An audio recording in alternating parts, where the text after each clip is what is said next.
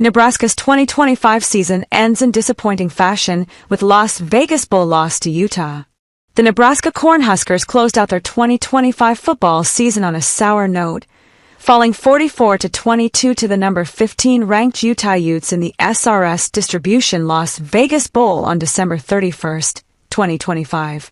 This lopsided defeat served as a microcosm of a frustrating year under head coach Matt Rhule, marked by early flashes of potential that consistently faded into broader struggles and unfulfilled promise. The game started promisingly for Nebraska. The Huskers jumped out to a 14-7 lead in the first quarter, scoring on two quick touchdown drives that suggested a competitive matchup might unfold. Fans could reasonably hope for a close contest, perhaps one decided late in the fourth quarter. However, Utah regrouped swiftly. After an initial slow start, possibly influenced by the distractions of Las Vegas, the Utes ramped up their effort and took control. From the second quarter on, Utah outscored Nebraska 37-8, pulling away decisively. A late garbage time touchdown by the Huskers did little to change the outcome, as the game highlighted clear disparities in execution and depth. Statistically, Utah dominated across the board. The Utes racked up 535 total yards to Nebraska's 343, with superior efficiency on both sides of the ball. Utah controlled the clock with 31:45 of possession compared to Nebraska's 28:15, and converted third downs at a 54% clip versus Nebraska's 36%.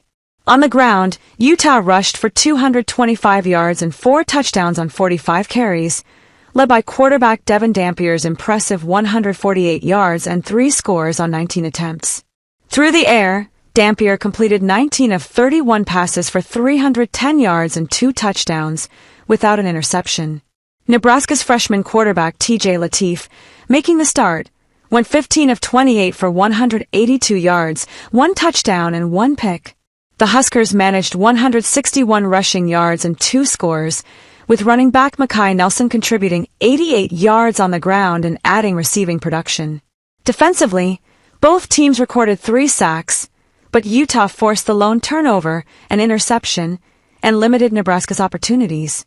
Key receivers for Utah, like Dallin Bentley, 106 yards and a touchdown, and J.J. Buchanan, 76 yards and a score, exploited gaps while Nebraska's passing game remained limited in big plays. This bowl performance capped a 7-6 season for Nebraska, one filled with missed opportunities.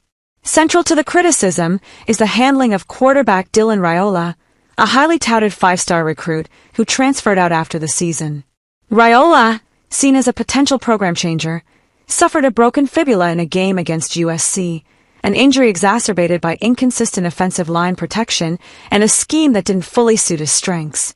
The offense, shaped by coordinators Marcus Satterfield and Dana Holgerson, blended styles in a way that struggled to maximize talent, leaving observers questioning whether better adaptation could have yielded different results. Recruiting challenges also loomed large. Despite a strong crop of high school talent in Nebraska, with multiple prospects earning Division I offers, including to power conference programs, the Huskers signed only one in-state player. Some attribute this to shifting team dynamics, where imported transfers have altered the program's culture in ways that clash with long-standing Midwestern traditions of disciplined, blue-collar football. Practices and sidelines reportedly featured more celebratory flair, which has deterred local recruits seeking a different environment. Signs of trouble emerged early. The annual spring game was transformed into a non-traditional event dubbed the Husker Games, featuring competitions like eating contests and other novelty challenges rather than standard scrimmage football. Attendance was low, and the format drew mixed reactions, setting a tone for a season where adjustments often felt superficial.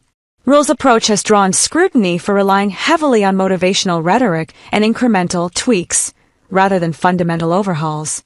Retaining certain assistants amid staff changes has fueled debates about accountability. Comparatively, this era has been described by some as more challenging than the previous regime under Scott Frost, with Rhule's long-term contract extension adding pressure for future turnaround. Broader institutional factors come into play as well. Athletic Director Troy Dannon's decisions, including the coach's extension, have been questioned in light of on-field results. University leadership, including Chancellor Rodney Bennett and President Jeffrey P. Gould, along with the Board of Regents, faces criticism for oversight and priorities that some believe impact the athletic department indirectly.